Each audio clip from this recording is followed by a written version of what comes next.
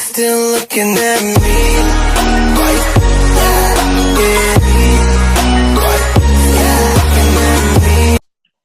Morning, everyone, and welcome to the Do Something podcast. It's a special day for me, and it's a special day for the podcast today. We've got our first ever guest, guys. So, that makes Kul a friend forever. Wow. now you're stuck with us. So just a bit about Kul Mahay. He's the founder of UK Ignite Your Inner Potential.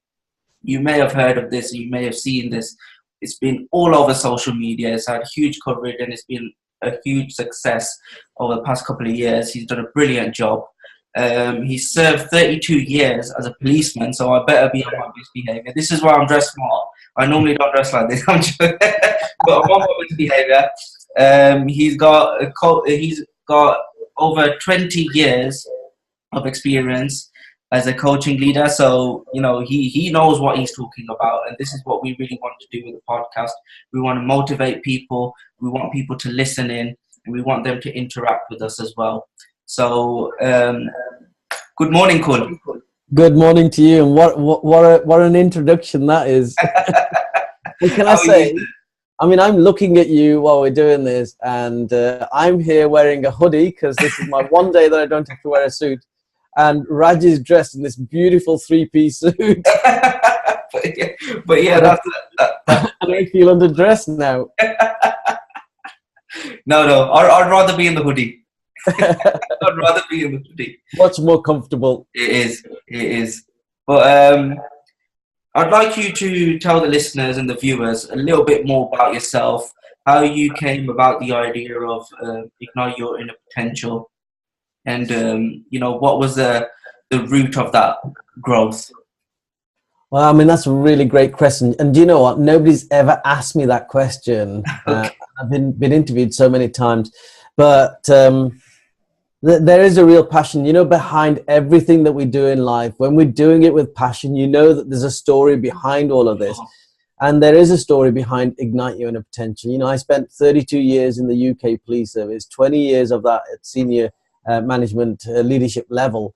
I have investigated murders. I've been in the middle of riots. I have commanded football matches. I've pretty much done everything you can think of, that you would expect in a police service, and even some stuff that you wouldn't think. I was a deputy director of intelligence, so I was dealing with all the secret stuff that the public just don't get to hear about.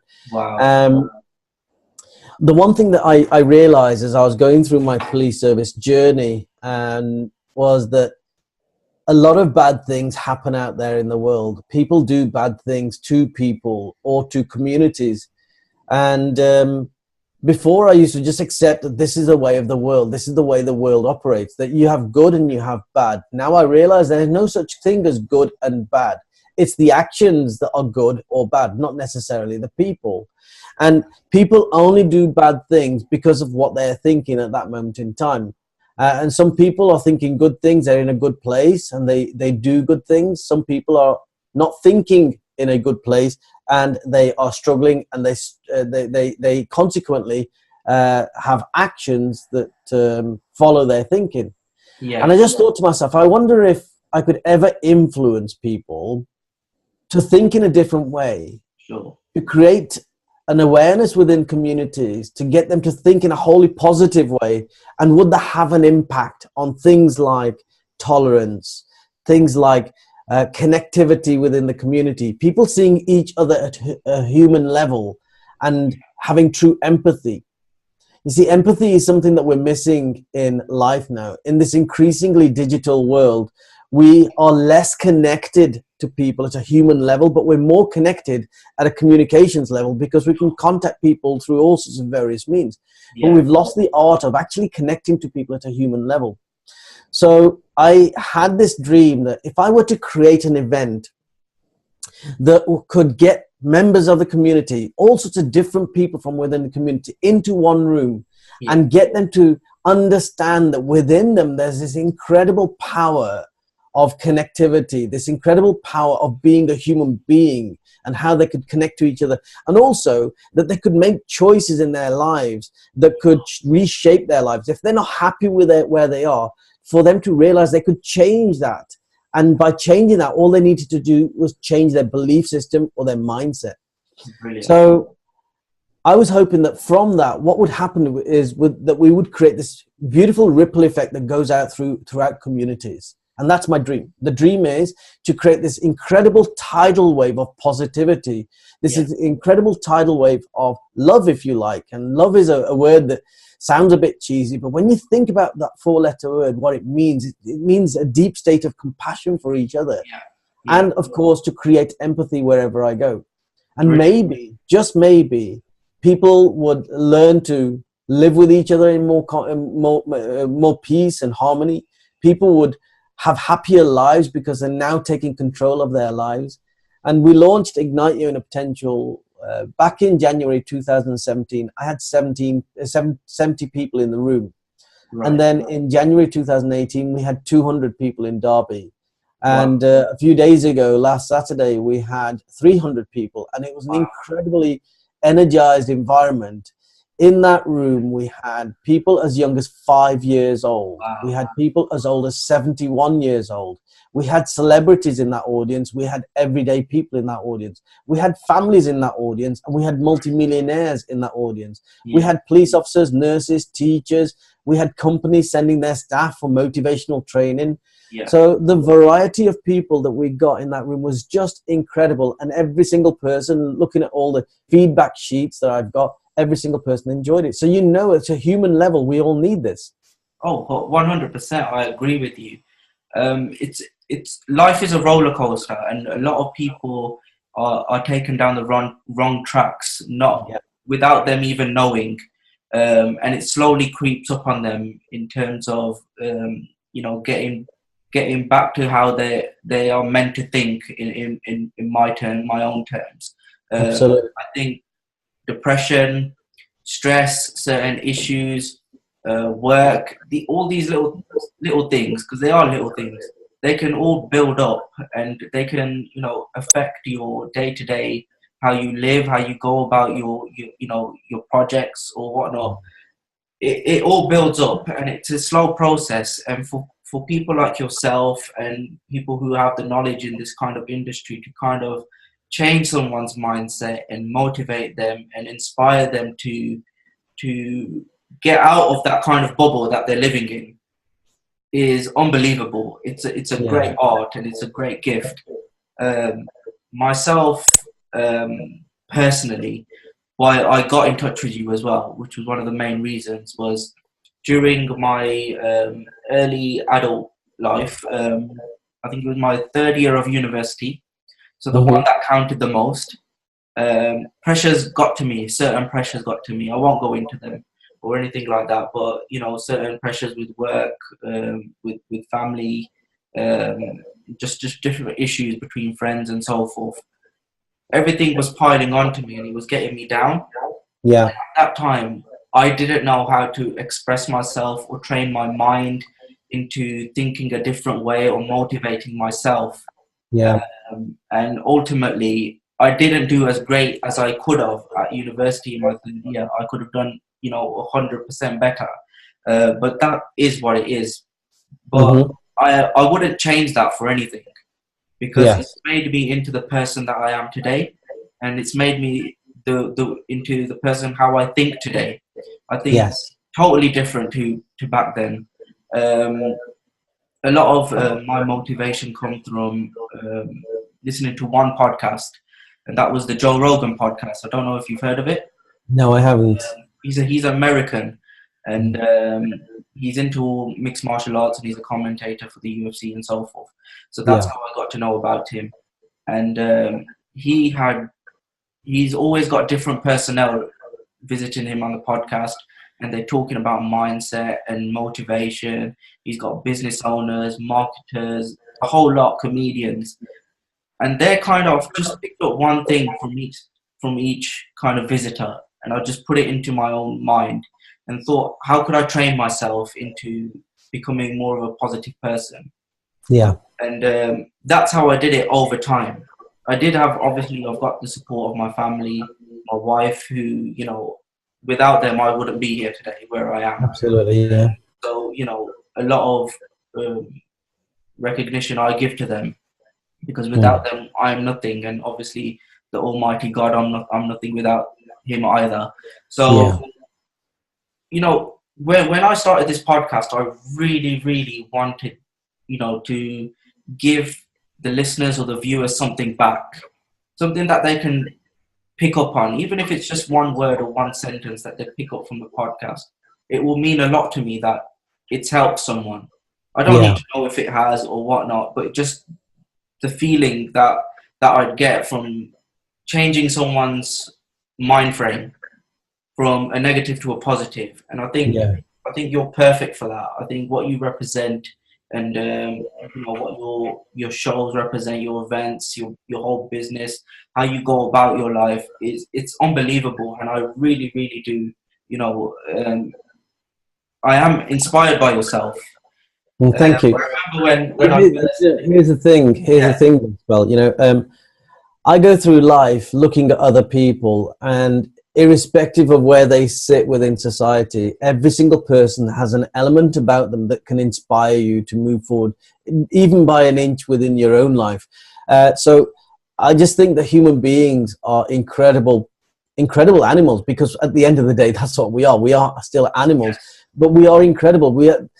And I very often say to people, you know what, don't waste your life. Don't waste your life, because you've been born into this world as this human being.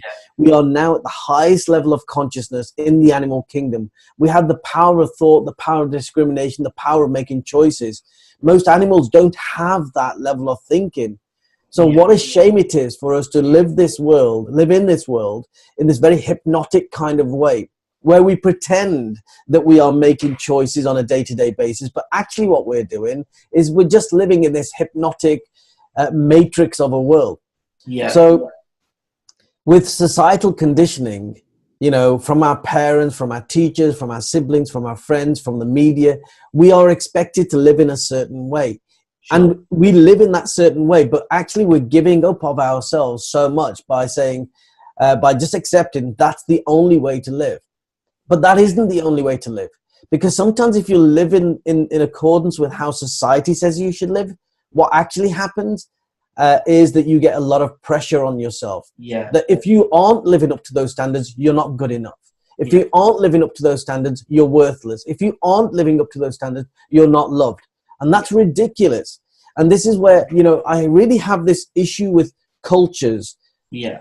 The cultures from any part of the world will tell you that this is the framework in which you are living, or you should be living, and you can't step outside of that framework. Yeah. Essentially what they're saying, you can't be a human being and tap into all these incredible resources that you have within you. I disagree with that. Yeah. And I think that we have to respect, providing we respect each other, providing we come from a place of love, providing we only do good things and only think good things, then do you know what? It's not the culture that should define who you are. It's your own conscience that should define who you are. And once you break through that veneer of a prison cell that we keep ourselves into, we hear so much about suicides. People are committing suicides around the world because they don't feel that they are fitting into what is expected of them, or they haven't risen to the standard that others see of them. That's nonsense. What a waste of life that would be for people to commit suicide because they're feeling like that. Yeah. So be yourself, be uniquely you, because every single one of us is unique. Be the true you, live the authentic life, tap deep within yourself. I have seen in my life more death than most people will have seen. I have literally lost count of how many dead bodies I have seen in my life. I have literally lost count of how many times I have seen people cry, or seen people being angry, or seen people being hurt in their lives. And I'm saying there is a time now, there is an opportunity now for every single one of us to say to ourselves, no longer am I going to be stuck within some kind of a prison of a framework that religion or culture or society or media has created for me. Yeah. providing you don't break any laws, providing you don't do things wrong, you can be the very best version of yourself tomorrow just Yeah. by changing the way that you think. And to change the way that you think, we have to change the belief systems that we have inside of us. And most of the belief systems that we hold in our heads, most of the conversation that goes on inside our heads is borrowed from somebody else. It's not even our own, Yeah. you know? So I'm saying to people, tap deep within yourself, because we were born into this world with this incredible power. And it's such a shame that we're not utilizing that power. I think you're 100% right, and I'm glad you've brought up the issue of culture. It's not just the Asian culture. There's loads of other cultures that think the same. Yeah, absolutely. And it I would say it's not so much the generation before us. It was the generation before them that conformed to these kind of, you have to be this way, you have to do this, and you have to do that to survive. Yeah. I think that was down to well, I'm just talking from my own experience. I think that is down to people who have come from abroad to this country, and they've had to live a certain way to survive here, and provide for families and so forth. And that's been passed on to our parents or our grandfathers and so forth. And that's the only way they've learned. Yeah. And that's the only way they think it's right, because it was successful for them. But with the technology world, the world that we live in right now, there's so much. I use the word chaos, because you don't know what's going to happen tomorrow, and you don't know what that effect could have on you, and you should prepare yourself for that. Absolutely. And it's up to our generation to kind of learn from this and adapt to it. And I think motivation, inspiration, and listening to other people and mindset, all these things, they all come into one little cube that you can place into yourself and start motivating yourself and start living a better life.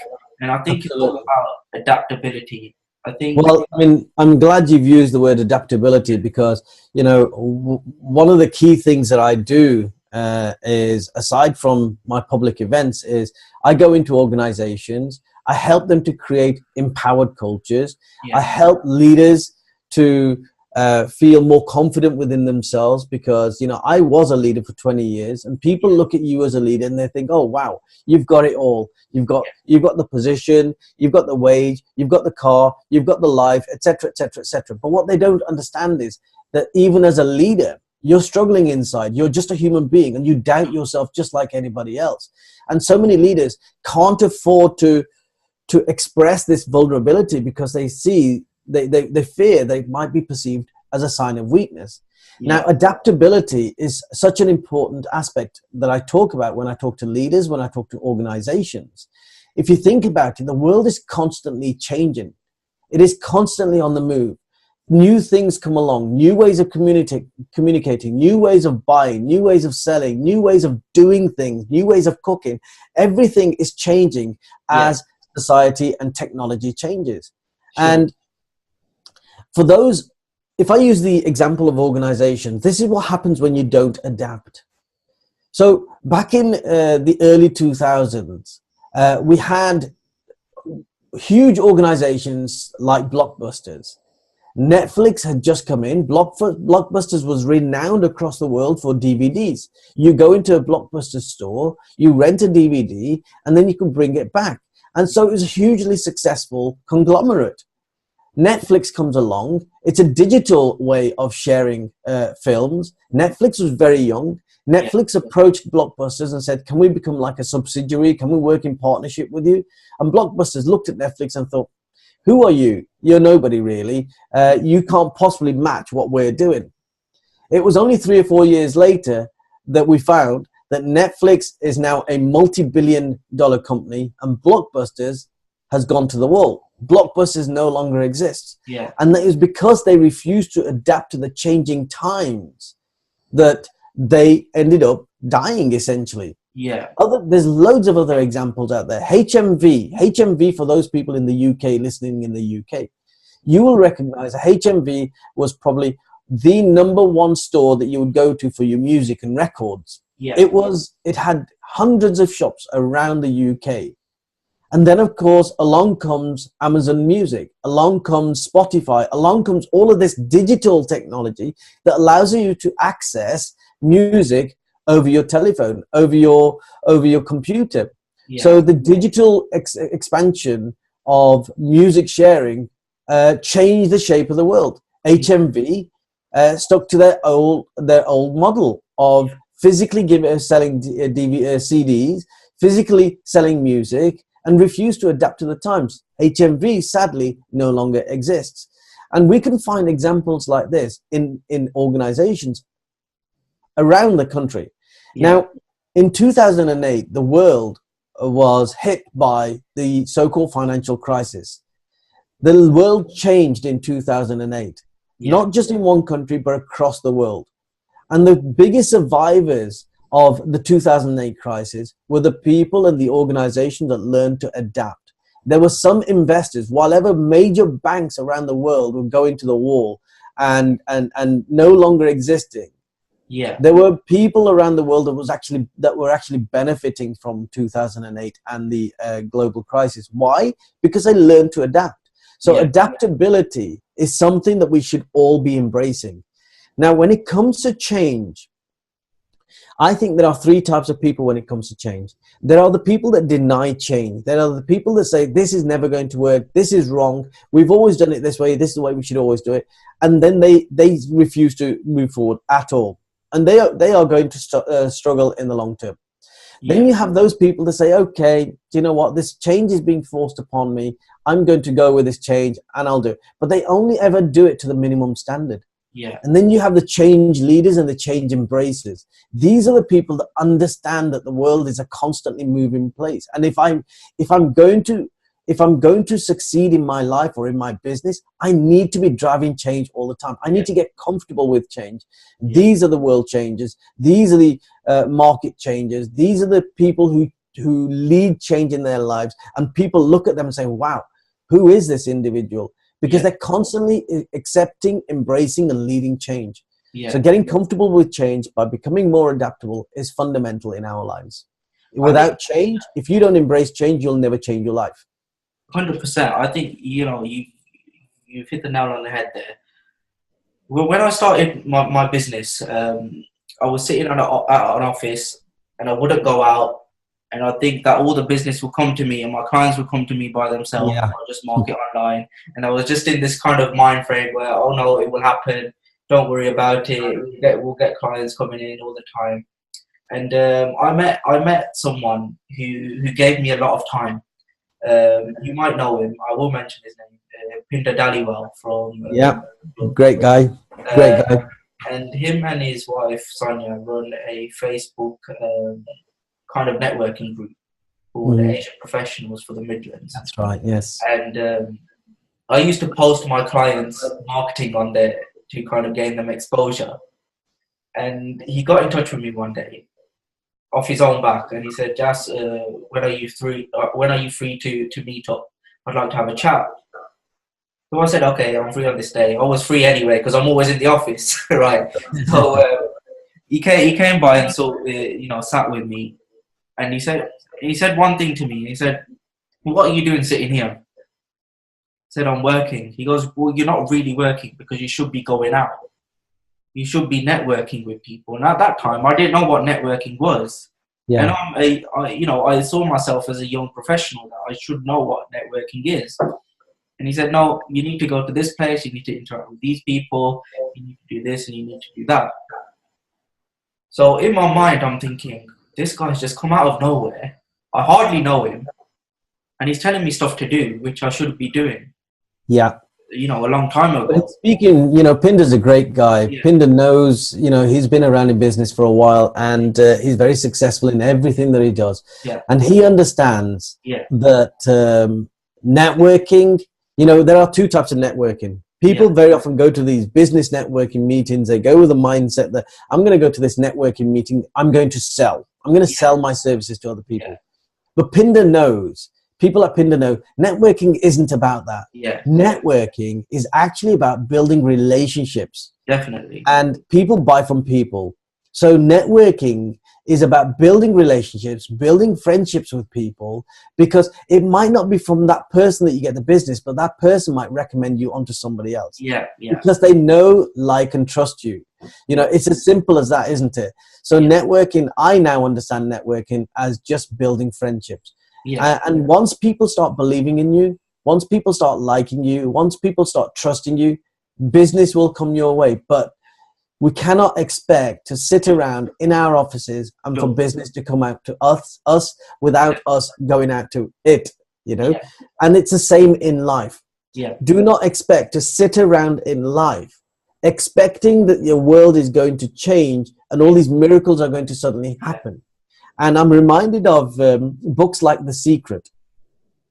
So if anyone's read books like The Secret and talked about the law of attraction, I actually believe in the law of attraction. I think law of attraction is powerful. But if you think about it in a metaphysical kind of way, what is law of attraction? Well, basically in these books, people that I've spoken to have said, well, the message I get is if you dream it, you believe it, you achieve it. That is law of attraction. And I said, well, hang on, it's a bit more than that. So in essence, in a metaphysical and in a quantum physics level, we could talk about law of attraction as being energy. We could understand ourselves as being energy beings. And if you look at all the spiritual scriptures that talk about, you know, God created man in his own form. Well, what if God is an energy being and we are simply just a copy of that same energy being? What if the universe has got the same energy in it as we have got within us? That means we can tap into this incredible energy sources all around us. And there are scientific experiments being done in Japan that shows that even your thoughts emit energy waves. And there are other scientific experiments that show that every time we move muscles, we're actually having to send electrical impulses from our muscles up to our brain and back from the brain to the muscle. So we've got this electrical charge all around us. We have this electromagnetic, and the key word here is magnetic charge around us. So if we are thinking the right thing, we might be attracting that similar thing towards us because we're magnets. So that's, for me, that's how I describe law of attraction. But the missing element with law of attraction is this. So many people will think that by sitting in my office, dreaming that my business is going to be successful, or lying in my bed, thinking that I'm going to win the lottery, none of this will happen unless you align your actions to your beliefs and your dreams. For sure. So you have to take the action. If you want to win the lottery, you have to at least buy the lottery ticket. If you want more business, more clients, you have to go out and find those clients. And like Pinder says, go out and network, build the relationships that you're talking about. If you want more friends, go and find those friends. They're not going to appear.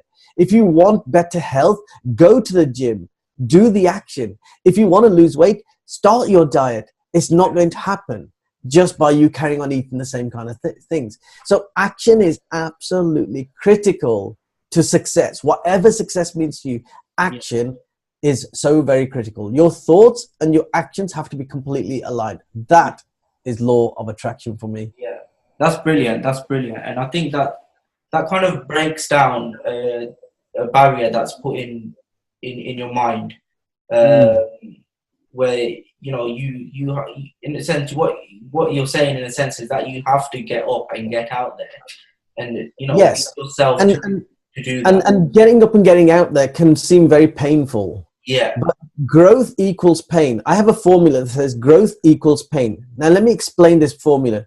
If you think back when we're little babies, and when our teeth are first coming through, it hurts. So babies constantly cry. So mothers are rubbing things on their gums, to make the baby more comfortable. But the baby will cry because there is growth. The teeth are coming through. We need the teeth as adults to eat. So that's why nature is giving us teeth. But it hurts.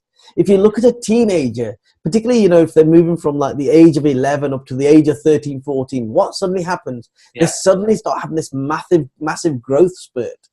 So when we look at teenagers and we say, why do they sleep 12 hours a day? It's because their body needs to recuperate, because their body is in pain because of the growth that they're experiencing. And it's massive growth over a short period of time. So growth will always equal pain.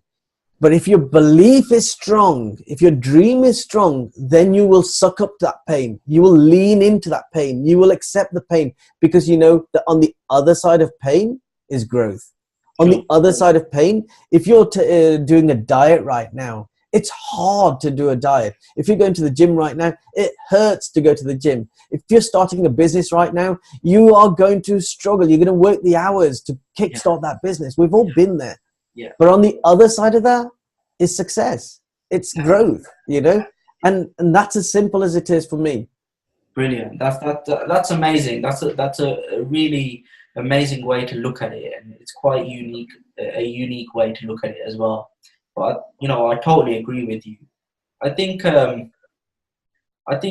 mindset for people is very, it's a very personal thing.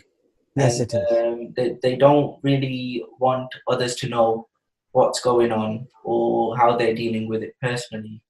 And I think they, you know, human beings need that kind of push in the right direction. They need that that arm around the shoulder to tell them that you know, you should be doing this instead of that. You should be thinking this way instead of this. You know, instead of a negative way, and kind of like treat everyone as your parent.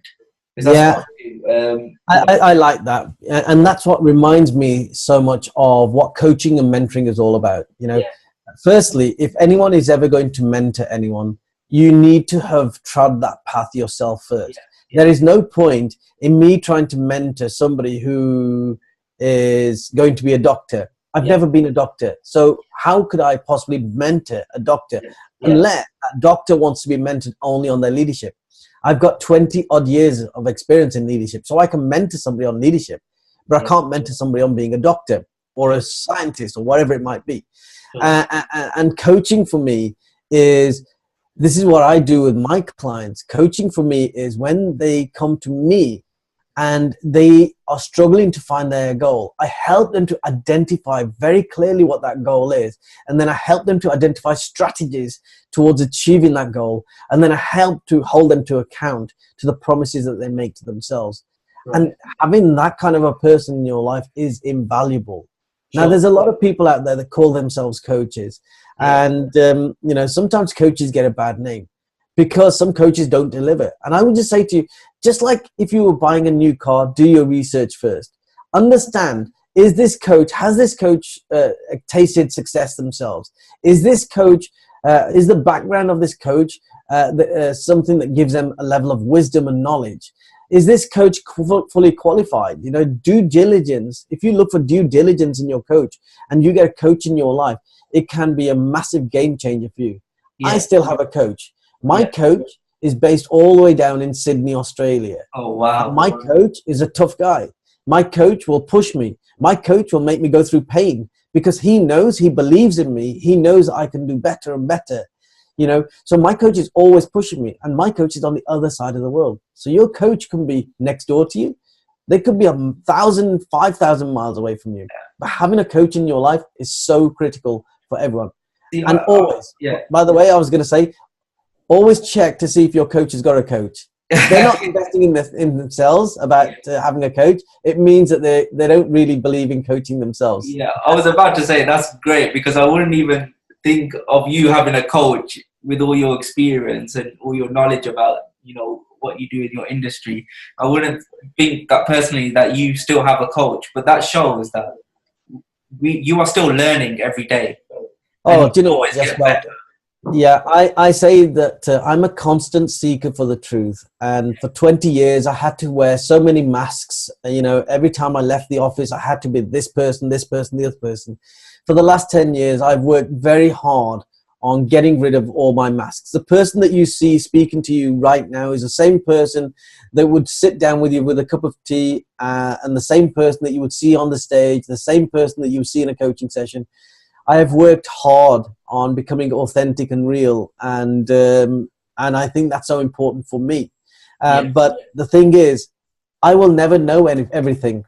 I am a human being, and one of the beautiful things about being a human being is that we're constantly imperfect. There is always room for us to grow. There's always room for us to improve.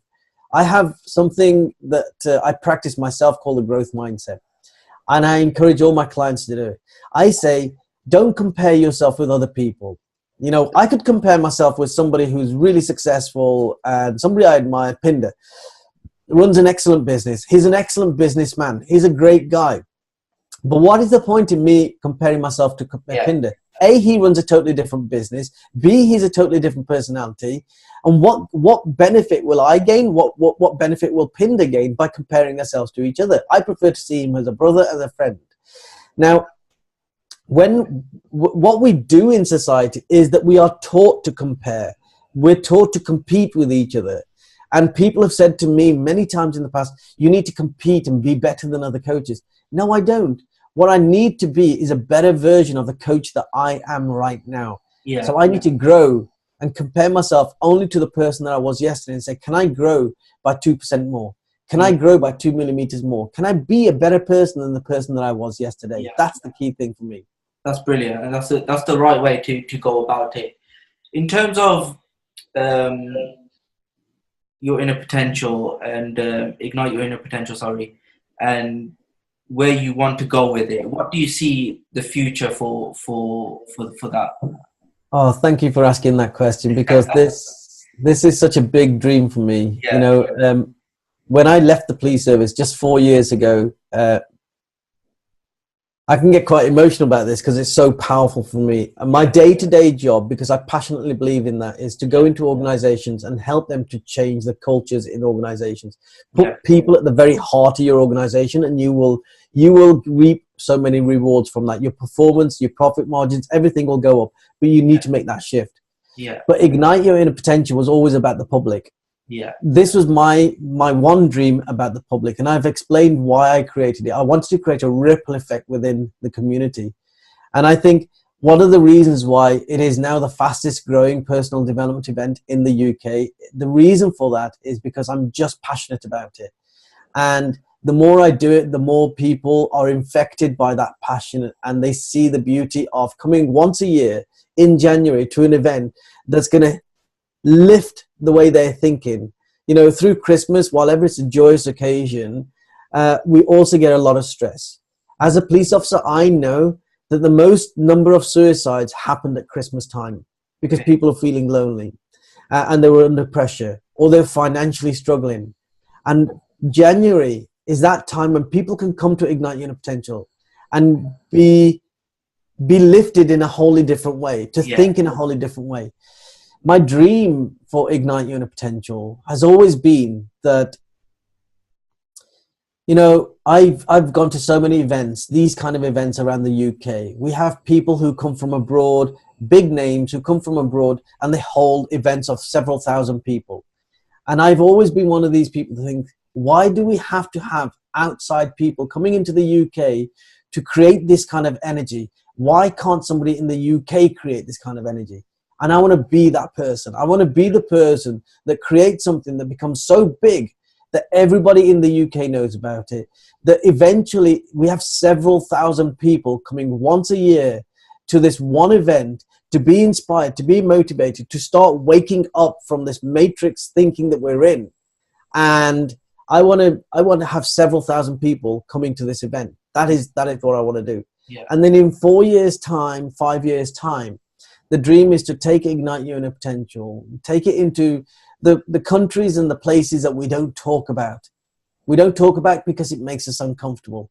The poorest places in the world, the Africas of the world, the Bangladeshis of the world, the Yemens of the world, these places that are going through real pain. And I want to go and inspire them to think in a different way. So that's the ultimate goal. The ultimate goal is to take this around the world to the places that need it most and do it for free for 10,000 people at a time, and just, you know, create this massive tidal wave. Forget the ripple effect. I want to create a tidal wave around the world of a new way of understanding, new way of thinking. That is amazing. That's a big, big goal. That is mind-blowing for me, because to have a goal that on that kind of scale is a lot of time and effort and motivation. And I think 100%, I think, Kul, you will do it. Thank you so much. I hope so. You're motivated, you know your field. You're a great guy. And I think a lot of people will connect with that. And I'm sure you will, you know, you will achieve your dreams in Well, terms listen, of, yeah, the great thing is when you have this level of passion, great people come into your life. You know, yeah, Pinder and Sonia came to my event on Saturday. I felt really blessed that they were there. yeah, There were some other great people around. You know, we had Khadija Khalifa, who's a yeah, semi-finalist from The Apprentice. She came and supported it. yeah. We were going to have Jeff Capes, you know, British strongest, British. Okay, yeah, He was going to come, but he had a bad back. But oh, he sent a raffle prize for the charity that we were supporting. He sent okay, two Derby County ticket matches, match tickets. So I felt really blessed. We brilliant. had millionaires in the room. We had families in the room.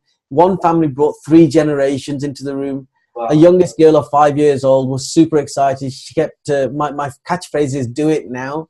She yeah, kept running up to me shouting, "Do it now." She actually came on the stage and shouted, "Do it now." wow, We had a 71-year-old in the room who rang me up a couple of days later and said how much she enjoyed it and it's changed her life. So I just feel that we're connecting at a very human level, and I'm bringing beautiful people with great values into my life.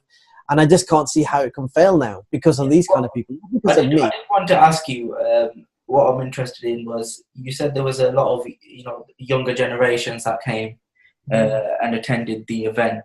I wanted to know how they connected with that, because they obviously their mind frame is on a completely different level to an adult or a Yeah. senior. So what was their kind of take on it? Well, you know, the little girl, throughout the day, my logo is KM, okay? And my catchphrase is "Do it now." So everyone has notebooks, and every half an hour she'd either run to me or one of the team and she'd show them this drawing of my logo. You know, or she'd run up and she'd show them a balloon and she's written "Do it now" on the balloon. She came up onto the stage with her brother, and I said to her, "What message do you want to give to everybody here?" She says, "Do it now." So you know that you're impacting on these people. But I think how I do it, I'm not entirely sure. I just talk the way I talk, and you know, the stories that we relate to. It is a very family friendly. That wasn't just one family. We must have had 6 or 7 families this year in the room. And when I saw the youngsters there, it was incredible. And, you know, it's a beautiful place to be. We don't swear. We don't use complicated language. I really don't use complicated language. And every single speaker that came onto my stage, every single one was brand new to speaking. Every single one had been through my own speaking course. I had taught them how to speak, and to see them delivering incredibly powerful speeches that had people in tears was for me the best blessing I could have ever wished for, because I knew I had a part to play in that. They were all my clients and they were incredible in themselves. So it's no wonder that, you know, my speaking, I'm looking at my board, that's where my dates all are, Yeah, but my speaking course for February has completely sold out. It's just has like, it? Oh wow, you know, brilliant. and then people were saying, "Can you create another course in April?" So I did, and that's half sold out, you know. Oh So really? this is Wow, incredible. So people know that there's real value in coming to these kind of events. that's brilliant. People know that if you get the language right and you come from a place of pure passion, that that magic happens. Magic happened in the room. Even Pinder and Sonia brought their young son. It was Yeah, a last minute decision. They couldn't find a babysitter, so they brought their young son. So he came and he was quiet throughout the day. Now, the one thing that is unique about this event is that it's the world's only Bhangra inspired motivational event.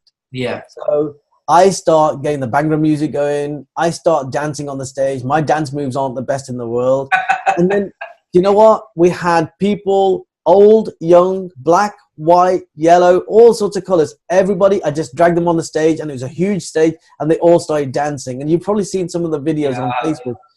And everyone has said, I have never even heard of Bhangra, but I loved it. Well, Sonia and Pinder's son, who's quiet throughout, who's a last-minute decision for them to bring him, he got on the stage, and my goodness, what a dancer. He literally took over. I have got photographs of him. I've got videos of him dancing. What an incredible. And so he's a youngster, you know, he's a young guy, and he got it. He got that passion and got that's carried away brilliant. by that passion. And so, yeah, I don't know how I do it, Jasper. I don't know the answer to your question. I just do what I do, and it just Yeah, seems to work. And I that's think it's brilliant. just pure passion. That's brilliant. I'd like the viewers to kind of connect with you as well. So if you don't mind, how can they get in touch with you to know more about Ignite Your Inner Potential and your previous work? And if you Sure. want to let them know further dates that are coming up in the calendar this year. Absolutely. Well, you can connect with me on so many ways. If you Google me, you'll find me all over Google. But my website is www.kulmahay.com. That's KULMAHAY. You can join my private community on Facebook, which is a really beautiful community. It is called Ignite Your Inner Potential. It's a Facebook group. So Ignite Your Inner Potential. Just join that community and you'll hear so much. In terms of, I'm on Instagram at Kul Mahay. I'm on Twitter at Kul Mahay. I'm really boring. I'm on LinkedIn at Kul Mahay. So it's really boring. I've got no fancy names. It's just my name. And if you are interested in learning how to speak publicly, but not just that, how to learn how to use your story and create power with your story and change lives with your story. If you want to learn how to authentically brand yourself so you stand out from this noisy crowd, noisy world in which we exist. If you want to learn how to create events like I've created with Ignite Your Inner Potential, I can teach you all of that at my Create and Speak course. And the next one, we've still got 2 spaces left on it, is the 20th of April. Brilliant. If you are interested, just drop me a message and I will pick the phone up and we will talk. That is amazing. That is amazing. Well, I'd like to thank you for joining us on the podcast. Thank you so much. Great. It means a great lot to me. It's unbelievable to have someone like you on the podcast. No, I'm truly honoured and blessed to be on here. I really am. Thank you. I appreciate that. And, I hope people do take something away from it, because this is the whole reason behind the podcast, to change their mindset, to help them and to help them achieve their goals by taking something away from it. So thank you very much for your time, Kul. I really do appreciate that from the bottom of my heart. You're so welcome. Thank you, Kul. Have a good day. And you. Ladies, gentlemen, children of all ages, I really do hope you enjoyed that podcast. It was unbelievable. My mind is blown right now to have been chatting with Kul Mahay from Ignite Your Inner Potential for the last half an hour or so, a little longer than that. He's a great guy, unbelievable. The amount of lives he's helping to change is unreal. So hats off to him. It's not an easy job. It's not an easy, gift to have, but he's doing it in the right way. Show your support to him, guys. It's a brilliant cause. One of the things that he did not plug, but I'm going to plug for him, is one of his books. It's called Smash the Habit. It's available on Amazon, so you can order that on there. Just type in Smash the Habit by Kul Mahay. It should come up. But brilliant, amazing. My mind is still blown. I don't know what to say. I'm normally not speechless, but it's brilliant. But like, share, subscribe, everyone, to the Do Something podcast, brought to you by Asian Plaza Digital Marketing. This is Jazz. This is the People's Podcast, and this is why I do it: to motivate, to inspire, to help people reach their goals, and never to give up, because that's the main reason. So thank you all for listening, and God bless. Why you still looking at me? Why